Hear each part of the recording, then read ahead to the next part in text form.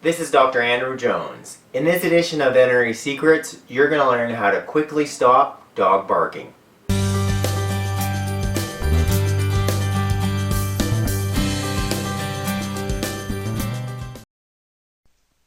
Barking is a completely normal behavior, great for dog communication, guarding, and protecting, but a big problem when it happens too much.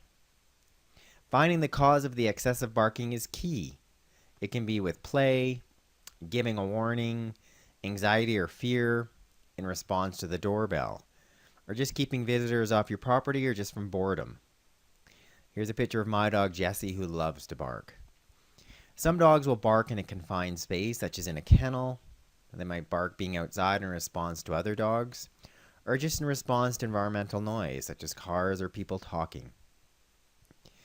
Debarking or ventricular cordectomy is a veterinary procedure in which the dog's vocal cords are surgically removed. The procedure is outlawed as a form of mutilation in the United Kingdom, and here is a diagram here of the actual surgery itself. The surgery carries serious risk, and this procedure deprives your dog of the basic means of expression. No question, it's something that you should never consider. It's an unethical procedure in my opinion, and never should be considered as an option for your dog. So what should you not do that most people do? Well, first, quit yelling at your dog to stop barking or be quiet.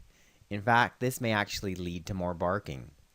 What's happening is that your dog is getting attention when he barks, and some dogs find that this attention is better than no attention at all. Never consider a shot collar. They're painful, and they can actually make your dog more aggressive toward the person or other dog they may be barking at. And then don't give your dog positive attention immediately after barking, such as saying "good dog," when he finally comes to you after calling for 10 minutes. The most important way to start is by going back to basic dog training basics and teaching your dog to come when called. The first step is getting back to dog training basics, which means teaching your dog to come when called. So let's try it on our dogs. Lewis! Lewis, come! Good boy. So when your dog comes, give him praise as in a positive reward. Good boy, Lewis. And then follow that up with a treat. My boy. Jessie. Jessie, come. Oh, good boy, Jessie. Good boy. So there it is. It's the basics of dog training. Calling your dog to come, giving them praise as in positive attention, then following that up with a treat. The next step in dog training basics is teaching your dog to come when called when they're barking. Come in! Good boy. Jessie, come! Lewis, come! Good boy. Oh, good boy, Jessie! Good boy. Oh, good boy! Oh, good boy, Lewis. So get them to come, give them positive attention as far as praise, then follow that up with a treat. Oh, good boy, Lewis. Oh, good boy, Jessie. Keep your dog away from places where he barks. In other words, set him up for success. Keep him inside. Remove the doorbell.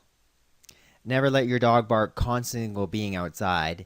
And if the come when called command isn't working, immediately bring your dog inside. Adequate exercise is one of the big keys to resolving many canine behavioral problems. This gives your dog a purpose and allows them to better regulate their own emotions. Incorporate the come when called training command while walking, and make it a priority to exercise your dog for at least 30 minutes twice a day.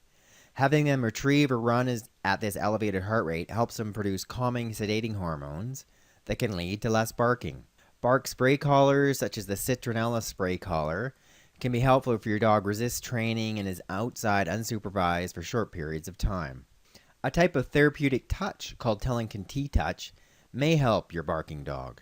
I wanted to show you two different techniques to use with Tellington T-touch. The first one involves just using your thumb and forefinger, as I've got here, and just gently stroking it. So I'm holding them together and just gently stroking from the base of the ear to the ear tip.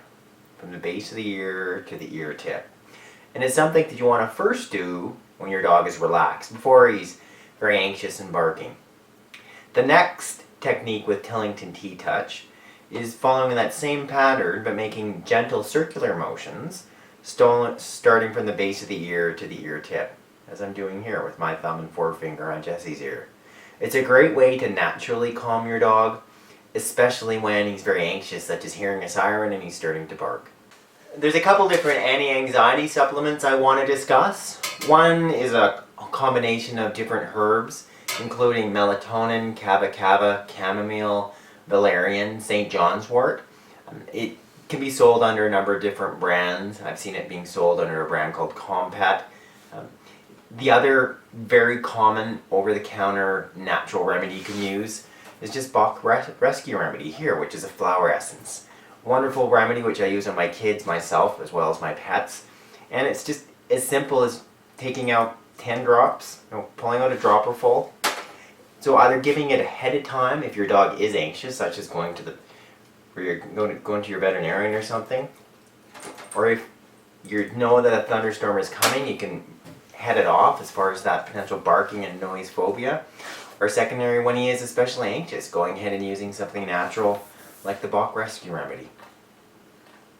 Thank you for watching this week's edition of Veterinary Secrets. What I want you to do right now is click that link in the box below, and I can send you my free book and videos on how to heal your pets at home with my top natural remedies.